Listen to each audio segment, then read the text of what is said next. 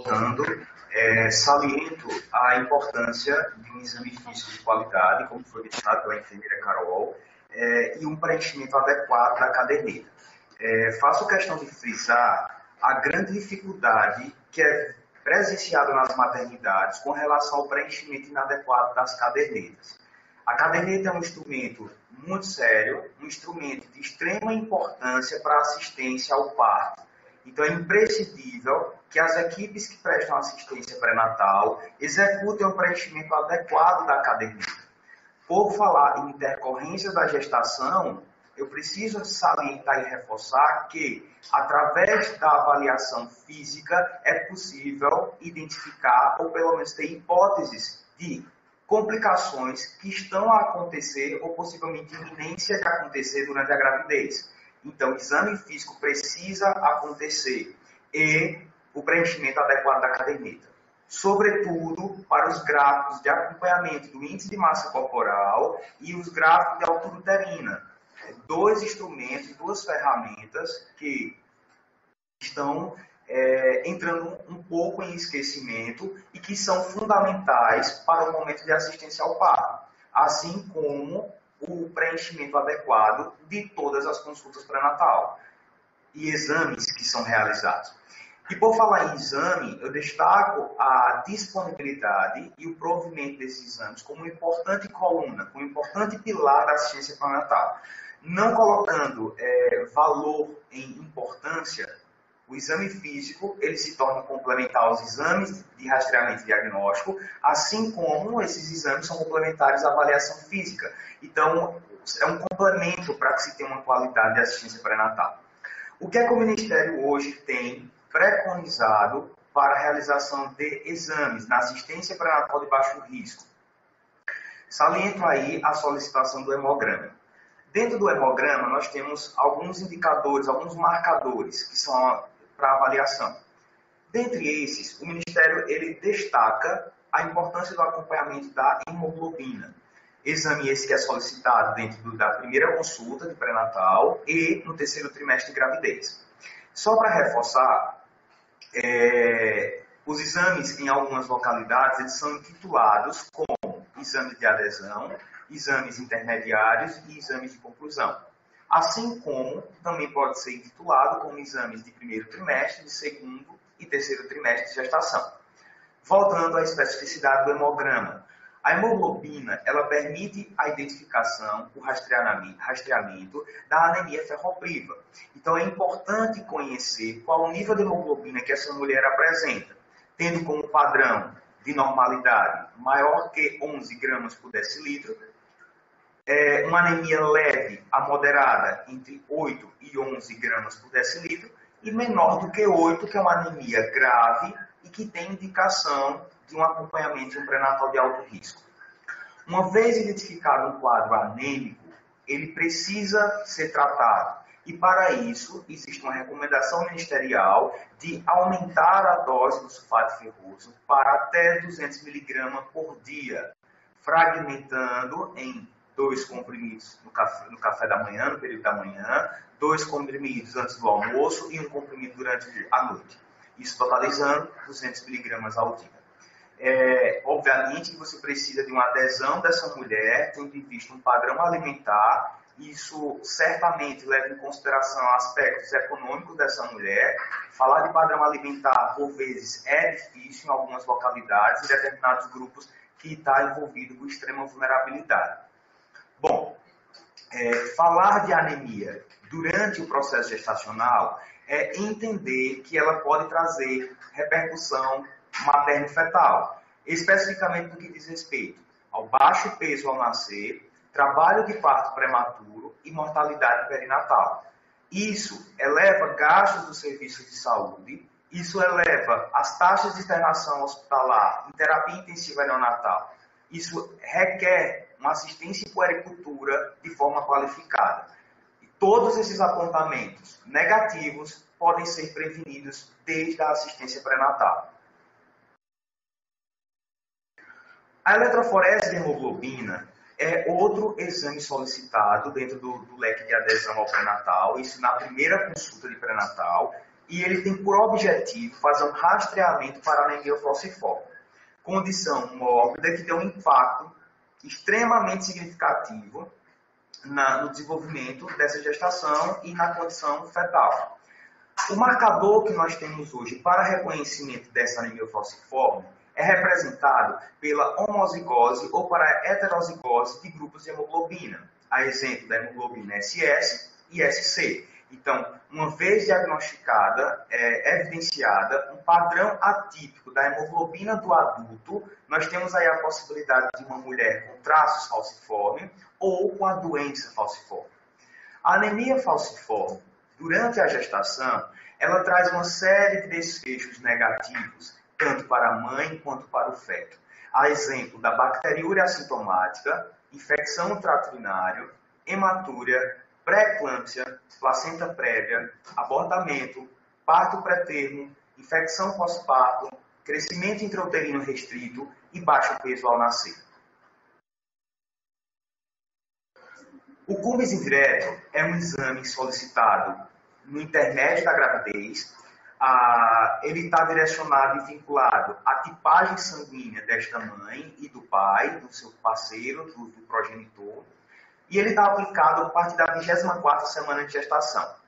É um exame que tem uma importância grande durante a assistência pré-natal, tendo em vista a assistência que essa mulher pode ter ainda durante a gestação e até mesmo após o parto.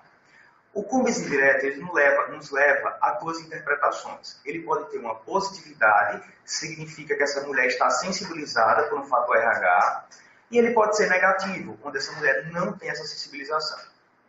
Uma vez sensibilizada, ela precisa de um acompanhamento especializado, um direcionamento para um pré-natal de alto risco. Se essa mulher não está sensibilizada, ou seja, o Cumes indireto é negativo, nós vamos realizar um acompanhamento rigoroso com a avaliação do Cumes indireto de 4 em 4 semanas até a ocorrência do parto. Uma vez que eu solicite, consigo contemplar essa mulher com esse exame na 24ª semana, eu vou acompanhar com 28, com 32, com 36 e possivelmente essa mulher vai entrar no período de pródromos da vigência do parto. O Cumes indireto, eu trago aqui uma recomendação, um apontamento colocado pela Organização Mundial de Saúde, no seu protocolo de 2016, onde a profilaxia pré-natal com imunoglobulina anti-D, ela deve ser subsidiada por uma investigação rigorosa, o que nos leva a entender que a imunoglobulina anti-D, ela não deve ser utilizada de forma indiscriminada durante a gestação, ou sem uma avaliação de um especialista que justifique rigorosamente essa necessidade. Ela se faz necessário dentro do pós-parto. Então, essas mulheres que cursam com fator RH negativo e que vão para um parto e que possivelmente esse recém-nascido tem um fator RH positivo, ela não deixa a maternidade sem receber essa imunoglobulina. Fato que é prescrito, que é justificado pela assistência médica. Ok?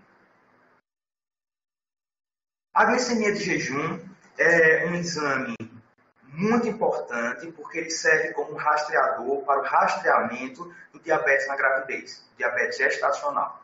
Condição que tem um grande e imensurável impacto na condição de mortalidade materna e perinatal.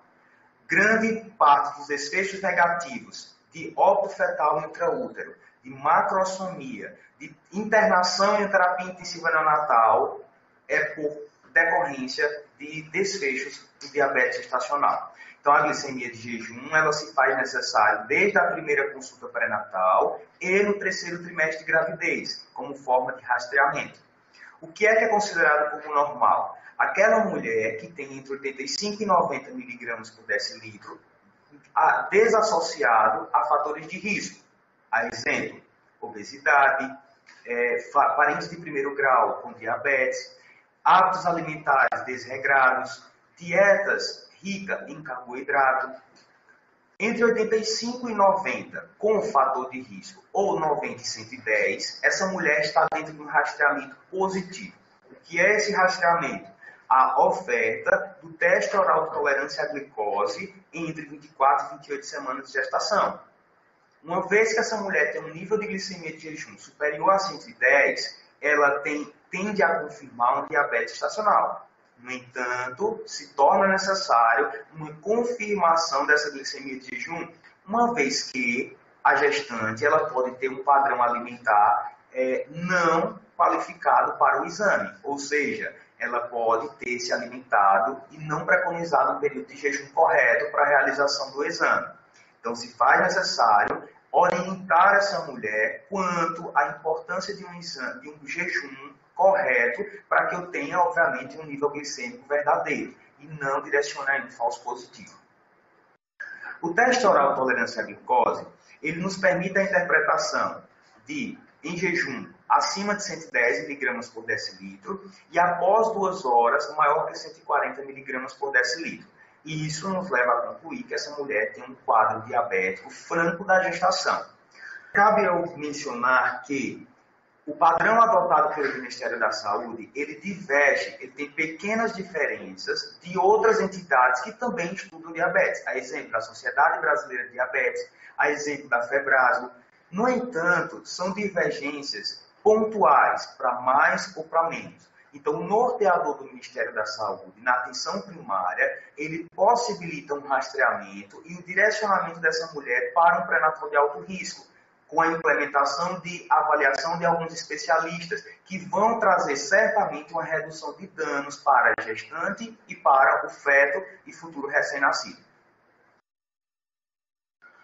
Trago aqui essa tela, esse slide, que mostra essas pequenas divergências, a exemplo do que é preconizado pela Sociedade Brasileira de Diabetes, do protocolo de 2017 a 2018, onde ele, por exemplo, considera a glicemia de jejum com um valor superior ou maior ou igual a 126 mg por decilitro. Diabetes médio gestacional requer acompanhamento dentro do pré-natal de alto risco e um acompanhamento rigoroso pela unidade básica de saúde. Considerar a retirada de hipoglicemiantes, embora que isso não é mais um fato absoluto e uma restrição, já existem alguns apontamentos que indicam o tratamento dessas mulheres com hipoglicemiantes via oral, embora não esteja na nossa diretriz ministerial. E o padrão que é utilizado, que é a insulinoterapia. Então, o que é que nós precisamos entender para quem está numa atenção primária à saúde? Que diabetes médio-gestacional é uma condição que requer um atendimento especializado no alto risco.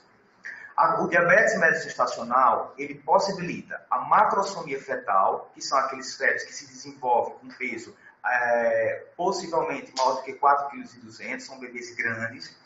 O polidrâmio, que é o aumento do índice de líquido amniótico, malformações cardíacas, internação do recém-nascido em unidade de terapia intensiva por hipoglicemia, por prematuridade, em decorrência de uma condição materna, e o tocotraumatismo, que é a possibilidade de trauma durante um parto vaginal, a exemplo de uma distócia chamada distócia de ombro, por existir uma maior amplitude do diâmetro biacromial. O sumário de urina, ele nos traz um significado muito importante dentro da atenção pré-natal, que é a identificação das infecções urinárias, que são assintomáticas na maioria das gestantes. Ele deve ser ofertado na primeira e no terceiro trimestre de gravidez, e ele nos traz a interpretação da presença de leucostúria, presença acima de 10.000 células por ml ou 5 células por campo. Saliento que esse marcador específico da gestante, ele difere da população adulta de cunho geral. Então, a gestante ela precisa ser avaliada com especificidade de que essa infecção urinária ela pode se apresentar de forma assintomática. Cabe à equipe de assistência orientar essa mulher quanto à forma correta de coleta da urina. E, obviamente, uma vez identificada alguma evidência laboratorial por meio do sumário de urina ou da urocultura, implementar um tratamento com antibioterapia de forma precoce e oportuna, para evitar um desfecho negativo, como o trabalho de parto prematuro, ruptura de membrana e trabalho de parto prematuro. A urocultura, da mesma forma, ela se aplica na primeira consulta do terceiro trimestre de gravidez e ela se torna positiva na evidência de mais de 100.000 unidades formadoras de colônia por ml. Essa urocultura está associada a um antibiograma que nos permite conhecer qual a sensibilidade diante dos principais antibióticos que podem ser implementados para a infecção urinária e que o nosso protocolo ministerial ele já traz 3 opções bem definidas para serem implementadas para essa mulher. Então, na evidência de resistência, você tem alternativas que podem ser implementadas e que pode estar disponível na unidade básica. Apesar de existir esse direcionamento no protocolo, de que essa antibioterapia pode ser implementada por médico ou enfermeiro, nós temos um aspecto a ser avaliado para cada município, para cada protocolo municipal. Quem é que vai fazer a prescrição do antibiótico? Que, de cunho geral, isso está voltado como uma prática médica. Então, cabe salientar que é um protocolo que deve ser definido entre as equipes, deve ser definido no seu município, quem vai fazer essa prescrição da antibioterapia. E que exista uma parceria entre médicos e enfermeiros em prol dessa mulher, para que ela não fique de forma tardia e que se perca, né, o tempo precoce de se tratar essa infecção urinária. Então, se torna necessário o tratamento precoce, mediante a evidência laboratorial, e repetir a urinocultura de 7 a 10 dias após o término da antibioterapia. Retomo aqui a tela anterior, só para mencionar que nós temos aí a cefalexina como um dos antibióticos que é mais instituído dentro das unidades básicas pela disponibilidade do medicamento, 500 mg de 6 em 6 horas, que pode ir por o período de 7 a 10 dias.